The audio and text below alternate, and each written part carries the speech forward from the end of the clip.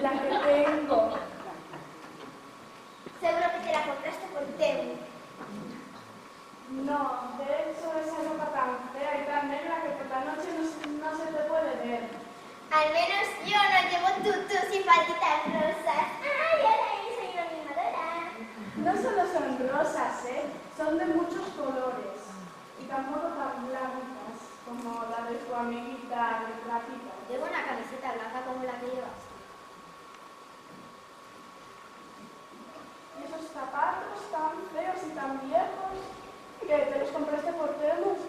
Al menos nosotros los compramos este año, no como tú que los tienes desde cuando tenías 3 años. Se te nota las marcas en los pies. Yo me los compré hace 3 días y tú hace 10 años. Oye, una pregunta, ¿y cómo es eso de que te vas a Corea del Norte?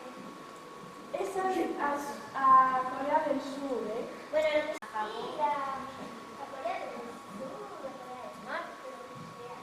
¿Tuve que ir? Mira, bueno, ya que sigas soñando, pues gratis. Sí. Ay, es que las más seguras. Qué mal lo dejo. Ya, mejor vamos para acá. ¿Cuándo crees que fue la última vez que se ha duchado? No sé. Seguramente antes.